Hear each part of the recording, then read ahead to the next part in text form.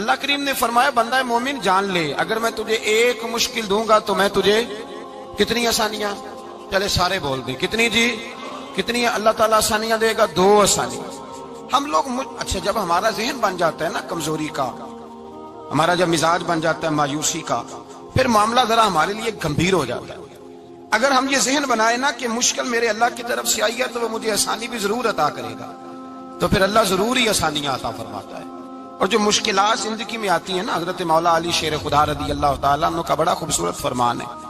حضرت علی فرماتے ہیں جب تجھے مشکل آتی ہے تو وہ تجھے رب کا پتہ بتانے آتی ہے، وہ تجھے اللہ کا پتہ بتاتی ہے، اس لیے کہ جب تو سارے اسباب کر لیتا ہے، جو ضرورت ہوتی ہے پوری کرتا ہے، تندرست ہو کے وہ کام کرتا ہے، پھر بھی کام نہیں ہوتا، تو اس کا مطلب ہے کرنے والا تو نہیں، کرنے والا کوئی اور ہے، جو کام کرنے والا کوئی اور ہے۔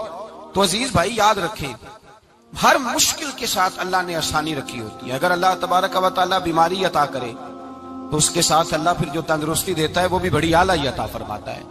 اگر اللہ کبھی غربت دے تو پھر اس کے بعد جو اللہ تعالیٰ آسانی دیتا ہے وہ بھی بڑی اعلیٰ عطا فرماتا ہے۔ اگر کہیں سے آپ کو دکھ ملتے ہیں تو پھر جب سکھوں کا وقت آتا ہے تو پھر گنے نہیں جاتے۔ یاد رکھیں مشکلات کے پہلو میں آسانیاں ہوتی ہیں، اور جس آدمی کو مشکل آتی نہیں، میرے نبی کریم سید عالم صلی اللہ علیہ وسلم نے فرمایا مومن کو جو مشکل بھی آتی ہے اللہ اس کی برکت سے اس کے گناہوں کو معاف فرما دیتا ہے، اللہ اس کی برکت سے اس کے گناہوں کو معاف کرتا ہے، یہاں تک کہ حضور نے فرمایا میرے مومن کو کانٹا بھی چبھے تو اللہ تعالیٰ اس کی مشکل کو آسان فرما دیتا ہے۔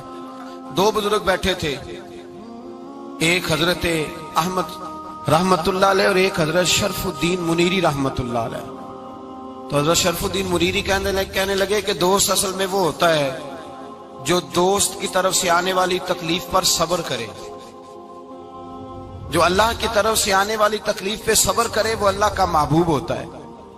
تو حضرت احمد فرمانے لگے نہیں مجھے تیری بات کی سمجھ کوئی نہیں آئی، صبر کرے وہ اللہ کا دوست ہے، مصیبت پہ صبر کرے۔ تو کہا جناب پھر اگر نہیں سمجھ آئی تو آپ بتا دیں اللہ کا دوست کون ہے؟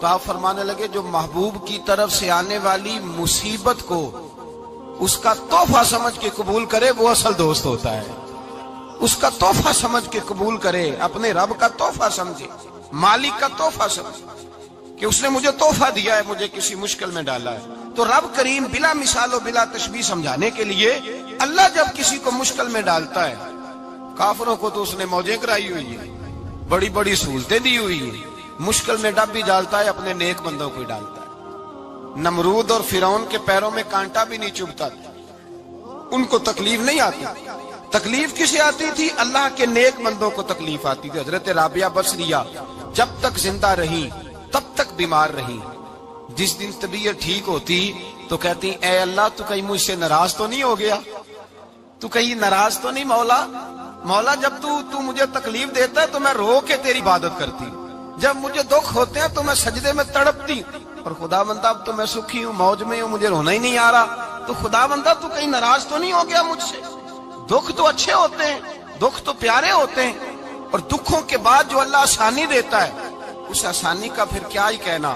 اس حضرت ایوب علی نبینا علیہ الصلوۃ والسلام بیمار رہے، 60 سال اللہ نے تندرستی دی۔ کتنے سال بولے؟ 60 سال، غور کرنا بات پر، 60 سال علیل رہے، پھر بیمار ہو گئے، 18 سال ہو گئے بیمار ہوئے۔ زوجہ کہنے لگی دعا کر لیں آپ کو اللہ صحت دے دے۔ ہمیں اگر کوئی بندہ پوچھ لینا کہ بھائی کبھی کوئی خاص بات تو سناؤ، تو ہم جو ساری زندگی سکھ کے ساتھ سوئے ہوتے ہیں وہ بات نہیں سناتے، وہ جو ایک رات درد سے نیند نہیں آتی اس رات کا قصہ سناتے ہیں، کہتے ہیں وہ میرے الٹے دانت میں درد تھا تو میں ساری رات سو نہیں سکا۔ او بھائی جو ساری زندگی سویا ہے اس کا تو ذکر نہیں کر رہا، اور ایک رات جو تجھے نیند نہیں آ رہی، کسی سے پوچھا جائے، ڈاکٹر کہتے ہیں 360 ہڈیاں ہوتی ہیں وجود میں، کسی سے پوچھا جائے نا تیرا کیا حال ہے تو 359 ہڈیوں کا ذکر نہیں کرتا، جس گھٹنے میں درد ہے اس کا ذکر کرتا ہے، کہتا ہے یہ گھٹنے میں بڑی درد ہے۔ او بھائی باقی 359 ٹھیک ہے نا، ان کی بھی تو کوئی بات سنانا۔ حضرت رابعہ بصریہ رحمت اللہ علیہ کے پڑوس میں ایک نوجوان رہتا تھا، آپ کے پڑوس میں، تو وہ جب جو محلے میں بچے رہتے ہیں نا گاؤں میں، ان کا پتہ ہوتا ہے، پڑوسی تھا تو 34-35 سال نوجوان کی عمر ہو گئی، کبھی بیمار نہیں ہوا۔ ایک دن اس کی طبیعت علیل ہوئی، سر میں درد ہوا تو اس نے پٹی باندھ لی سرخ رنگ کی، باہر نکل کے آیا، حضرت رابعہ بصری علیہ رحمہ نے دیکھا تو فرمانے لگے بیٹے خیر ہے؟ لگا جی اماں جی سر میں بڑی درد ہے۔ آپ فرمانے لگے کتنی عمر ہو گئی؟ کہنے لگا 34-35 سال۔ فرمانے لگے پہلے تو کبھی درد نہیں نہ ہوئی؟ کہا نہیں اماں جی آج ہی ہوئی ہے۔ تو آپ فرمانے لگے 34 سال اللہ نے صحت دی ہے، تو نے شکر کی ایک پٹی بھی نہیں باندھی، اور آج درد ہوئی ہے تو شکوے کی پٹی تو نے فوراً ہی باندھ لی ہے، کوئی شکر کی پٹی بھی باندھنی چاہیے۔ حضرت ایوب 18 سال بیمار رہے، زوجہ کہنے لگی دعا کر لو، تو آپ فرمانے لگے بی بی سے کہ صحت کتنی دیر رہی؟ اس نے کہا 60 سال۔ تو آپ فرمانے لگے ذرا بیماری کو بھی 60 سال گزر لینے دو، پھر دعا بھی کر لیں گے۔ یہ دعا کی، اللہ یہ لفظ کہے اللہ نے صحت دے دی، تندرستی آ گئی۔ ایک دن گھر میں بیٹھے بیٹھے زوجہ کہنے لگی کہ ایوب یہ بتاؤ دکھ اچھے کہ سکھ؟ آپ فرمانے لگے سارے دن ہی اللہ کے ہیں پر دکھ بڑے اچھے تھے۔ مجھ سے پوچھو تو دکھ بڑے اچھے تھے۔ کہا کس طرح؟ تو حضرت ایوب فرمانے لگے جب میں بیمار تھا تو 24 گھنٹے میں ایک دفعہ میرا رب میرا حال پوچھا کرتا تھا، ایک دفعہ میرا اللہ پوچھتا تھا ایوب تیرا حال کیا ہے؟ فرماتے ہیں 12 گھنٹے تو لذت ہی رہتی تھی کہ میرے رب نے میرا حال پوچھ لیا، اور اگلے 12 گھنٹے میں انتظار کرتا تھا مالک حال دوبارہ کب پوچھے گا۔ فرمانے لگے اب صحت تو ہو گئی ہے پر اب میرا رب میرا حال تو نہیں نہ پوچھتا۔ بھائی مشکلات جو ہوتی ہیں وہ تو تجھے سجا دیتی ہیں، سوار دیتی ہیں، تجھے یاد آتا ہے کوئی اپنا۔ جب تجھے درد ہوتی ہے نا، تکلیف ہوتی ہے، پھر تیرا دل کرتا ہے کوئی کندھا ملے جہاں میں سر رکھ کے رہوں۔ پھر اسی لیے تو کسی درویش سے کسی نے پوچھا تھا اپنا کون ہوتا ہے؟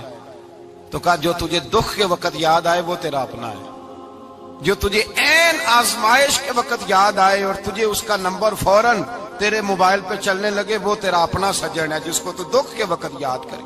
تو بھائی مشکلات کے بعد جو اللہ آسانی دیتا ہے، حضرت ابراہیم کو آگ میں بھی پھینکا گیا، حضرت ابراہیم علیہ السلام کو ستایا بھی گیا، نکالا بھی گیا، لیکن جب ان مشکلات سے گزرے تو میرا رب فرماتا ہے وَإِذِ ابْتَلَىٰ إِبْرَاهِيمَ رَبُّهُ بِكَلِمَاتٍ فَأَتَمَّهُنَّ قَالَ إِنِّي جَاعِلُكَ لِلنَّاسِ إِمَامًا۔ کہا جب ابراہیم پورے اترے تو پھر ہم نے انہیں امام بنا دیا۔ یا اللہ کس طرح کی امامت دی؟ فرمایا میں نے اتنی اعلیٰ شان عطا کی ہے کہ اپنے لاڈلے رسول کو جناب ابراہیم کی نسل میں پیدا فرما دیا ہے، میں نے مصطفیٰ کو ان کی نسل میں پیدا کر دیا، قیامت تک کے لیے ان کا وقار بڑھا دیا۔ اللہم صلی علی محمد وعلی آل محمد کما صلیت علی ابراہیم وعلی آل ابراہیم، ان کی عظمت بڑھا دی، اس لیے کہ جب وہ آزمائش سے گزر کر کے آئے پھر جو آسانی دی۔ میرے نبی پاک صلی اللہ علیہ وسلم نے دین ابراہیمی کی بہت ساری چیزوں کو رکھا، کہا میں ملت ابراہیمی پہ ہوں۔ جب کوئی مشکلات کو عبور کر کے آتا ہے، جب کوئی تکلیفیں سہ کر کے آتا ہے، اس کے لیے جو اجر ہوتا ہے، اس کے لیے جو پھر اللہ کتنی ذرا بڑی توجہ کیجئے گا۔ لوگ سمجھتے ہیں فلاں آدمی مشکل میں ہے تو شاید مشکل میں ہی رہے گا، فلاں آزمائش میں ہے تو شاید میرا اللہ فرماتا ہے ایک مشکل دے کے میں 2 آسانیاں بھی دوں گا۔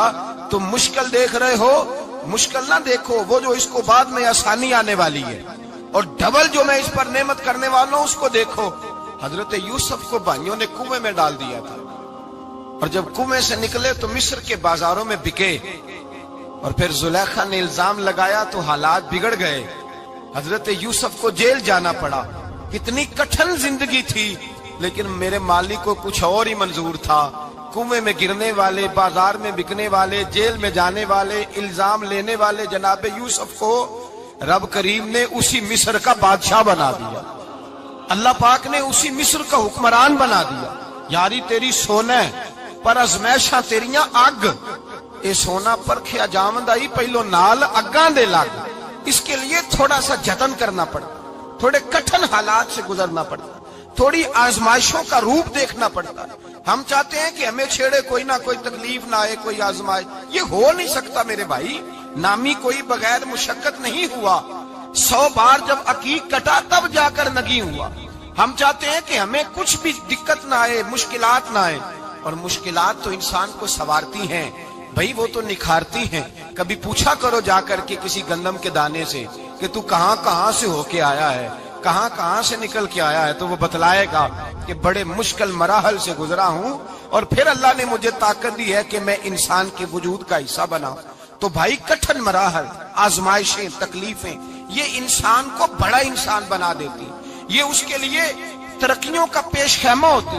ہمارے جوان پریشان ہو جاتے ہیں، عورتیں خاص کر کے اس بات پہ توجہ کریں، وہ بڑی جلدی غم لے جاتی ہیں، وہ کہتی ہیں جانے میرا کچھ ہوگا ہی نہیں، جانے میرا کچھ ہو ہی نہیں سکتا۔ میرے بھائی درجنوں اور بیسیوں لوگ ایسے ہیں جن کی اولادیں نہیں تھی لیکن نام ان کا ان سے بھی زیادہ ہے جو بڑے بڑے صاحب اولاد۔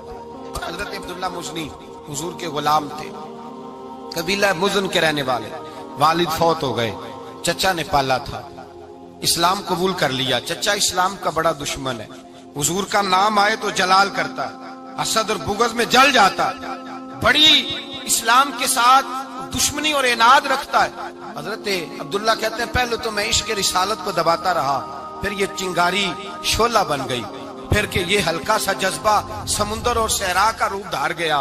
فرماتے ہیں ماں تھی اور میں تھا، میں گیا جا کے چچا سے کہا میں نہیں رہ سکتا۔ کہاں جائے گا؟ تو میں نے دھیمے لہجے میں کہا میں مدینے جاؤں گا، اب میں رسول اللہ کے مدینے جاؤں گا، اب میرا گزارا نہیں ہوتا، اب میں جاؤں گا۔ کہتے ہیں چچا کہنے لگا اچھا تو وہاں جائے گا؟ تجھے میں نے پالا، میں نے پوسا، وہ مکان میں نے تجھے بنا کے دیا، تیری جیب میں جو پیسے ہیں میرے دیے ہوئے ہیں۔ کہتے ہیں میں نے کہا چچا میں سارا کچھ سوچ کے آیا ہوں، مکان بھی تو رکھ لے، پیسے بھی رکھ لے۔ کہتے ہیں اس نے ہر چیز رکھوا لی۔ جب پلٹنے لگا تو چچا کہنے لگا جو کپڑے تو نے پہنے ہیں یہ بھی میں نے خرید کے دیے تھے۔ حضرت عبداللہ فرماتے ہیں میں نے وہ کپڑے بھی اتار کے دیے، برہنہ حالت میں میں ماں کے پاس گیا اور میں نے کہا اماں میں پہلے بھی تو ننگا پیدا ہوا تھا، تو نے ہی کپڑے پہنائے تھے، میرا پھر بدن ننگا ہو گیا ہے، کپڑے دے دے۔ کہتے ہیں 2 بیبیوں والے کپڑے اماں نے دیے، ایک میں نے تامت باندھ لی، دوسرا اوڑھ لیا اور مدینے پہنچا۔ کہتے ہیں جب میں ٹھنڈی رات مدینے پہنچا تو کالے رنگ کے حبشی غلام حضرت بلال دودھ کا پیالہ لیے کھڑے تھے، ہاتھ میں کھجوریں تھی، کمبل تھا، کہنے لگے آجا آجا۔ مصطفیٰ نے فرمایا تھا قبیلہ مزن سے میرا غلام آ رہا ہے، میں ساری رات سے تیرا انتظار کر رہا ہوں۔ حضرت جناب سیدنا عبداللہ رضی اللہ تعالیٰ عنہ فرماتے ہیں میری مشکل آسان ہوئی، فرماتے ہیں مجھے مدینے میں اعزاز مل گیا، مجھے عزت مل گئی، ہر آدمی میری قدر کرنے لگا۔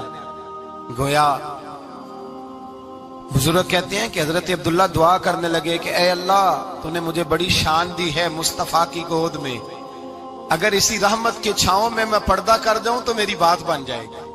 حضرت عبداللہ کا وصال بھی رسول اللہ کی گود میں ہی ہو گیا، گود میں، نہ کوئی رشتہ دار، نہ کوئی تعلق دار، نہ کوئی ہمسایہ اپنا، نہ کوئی چچا، نہ کوئی ماموں، شہر میں تنہا اسی کسے دے کچھ نہیں جے لگ دے تے نہ کوئی ساڈا دردی، تنہائی۔ جنازہ اٹھا تو اٹھانے والے کون؟ ابو بکر صدیق، فاروق اعظم، عثمان غنی، مولا علی، حسنین کریمین جنازے میں شامل۔ میرے رسول پاک صلی اللہ علیہ وسلم نے جنازہ پڑھایا، دیکھو مشکل کاٹی تھی تو آسانی کا رنگ دیکھو، آسانی کا انداز دیکھو۔ حضرت سیدنا ابو دردہ رضی اللہ تعالیٰ عنہ ارشاد فرماتے ہیں مدینے میں رواج تھا کہ جب قبر میں اتارنے لگتے تھے تو قریبی رشتہ دار اتارا کرتے تھے، پر عبداللہ کا تو رشتہ دار ہی کوئی نہیں تھا مدینے میں، کون اتارے؟ فرمایا جب قبر میں اترنے لگے تو حضرت ابو بکر صدیق اور حضرت عمر فاروق اتر گئے کہ ہم قبر میں اتارتے ہیں۔ رسول اللہ نے فرمایا تم باہر نکلو، تم کیوں قبر میں گئے ہو، باہر آؤ۔ کہتے ہیں ہم باہر آئے تو اللہ کے رسول اندر گئے، فرمایا کون کہتا ہے اس کا کوئی نہیں، میں جو موجود ہوں، کون کہتا ہے کوئی نہیں؟ فرمایا رکھو میرے ہاتھوں پہ۔ کہتے ہیں حضور کے دست مبارک پہ رکھا اور باہر کھڑے ہم رشک کرنے لگے کہ واہ اللہ تیرا آسانی دینے کا رنگ، آسانی۔ اس نے مشکل برداشت کی تو رب نے مصطفیٰ کے قدموں میں آسانیاں عطا فرمائی، پسے اور حضور نے قبر میں رکھا، نبی پاک نے۔ میرے دادا مرشد کہتے ہیں عشق سرکار کی ایک شمع جلا لو دل میں، بعد مرنے کے قبر میں بھی اجالا ہوگا۔